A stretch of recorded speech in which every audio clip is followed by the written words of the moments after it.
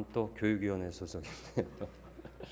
네, 양민규 의원님 나오셔서 발언해 주시기 바랍니다.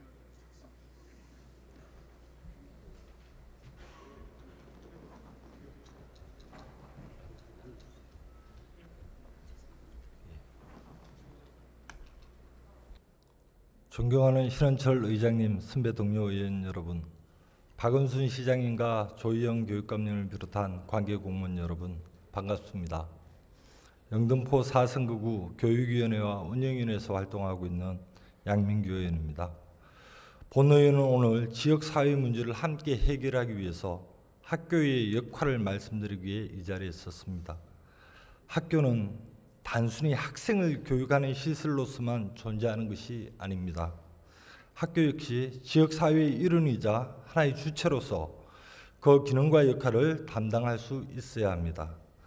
학교가 가진 자원과 경험을 지역사회와 함께 나누고 지역사회의 문제를 해결할 수 있도록 적극적으로 나설 수 있어야 합니다.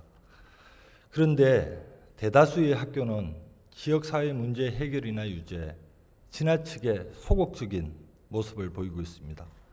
대표적인 사례는 학교시설 개방 문제입니다.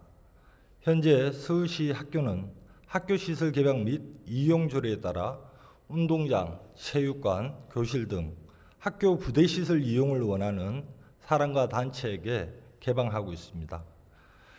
교육과 체육 등 본래의 목적에 어긋나지 않고 시설을 독점에 사용하지 않는 등의 원칙을 지킨다면 학교장의 허가를 받아 학교시설을 사용할 수 있습니다.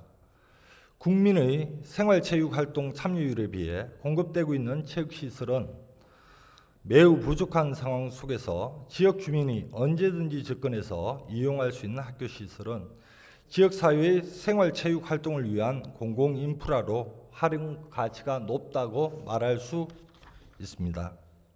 그렇기 때문에 지역 주민이 올바른 목적으로 학교 시설을 사용할 수 있게 된다면 지역사회의 부족한 체육시설 문제를 해결하는 데 큰 도움이 될 것입니다. 그러나 학교 시설 개방은 학생 안전과 범죄 발생 가능성, 시설 관리, 유지비 이용 부담 등을 이유로 원활하게 이루어지지 않고 있습니다. 물론 학생의 안전과 사고 예방은 매우 중요한 일이지만 이를 위해 학생과 학교를 지역사회에서 격리하는 것이 근본적인 대책은 될 수 없다고 생각됩니다. 학교가 평생교육과 지역사회의 중심축으로서 기능할 수 있도록 지역사회 협조 속에서 학교 시설을 개방하는 방안이 무엇인지 진지하게 고민해야 합니다. 다음으로는 동네마다 골머리를 앓고 있는 주차 문제입니다. 현행 법령상 주택을 지을 때는 건축물에 산정된 최소한의 주차 면수를 확보해야 합니다.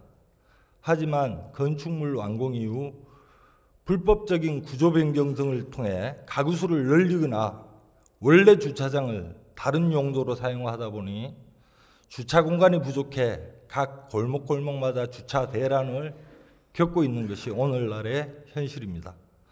자치구는 이들 건축물에 대해 원상복구 시정 지시를 내리고 이행강제금을 부과하고 있지만 이 이상의 제재가 사실상 어려워 주차 공간 부족은 만성적인 사회 문제가 된 지 이미 오래되었습니다. 관련 제도의 대대적인 수술 없이는 해결이 거의 불가능한 상황 속에서 공유지인 학교 운동장을 사용해 지역사회 문제를 함께 해결하려는 진지한 고민이 필요한 시점이라고 봅니다.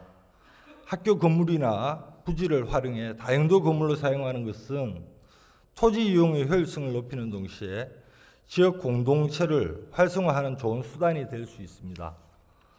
이 역시 학교 시설 개방과 마찬가지죠. 학생의 안전과 사고 예방을 위해 신중하게 검토해야 한다는 우려도 현존하고 있습니다.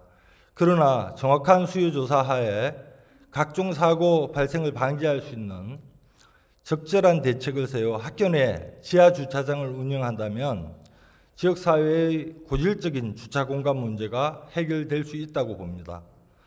학교는 지역사회와 동떨어진 외딴섬이 아닙니다. 그동안 지역사회가 학교를 끌어안아 왔다면 이제는 학교가 지역사회의 문제를 함께 해결해 나가야 될 때라고 봅니다.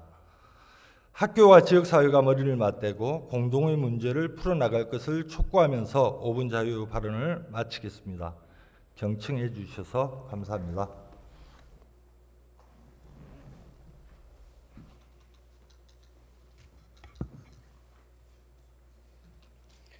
네, 양민규 의원님 수고하셨습니다.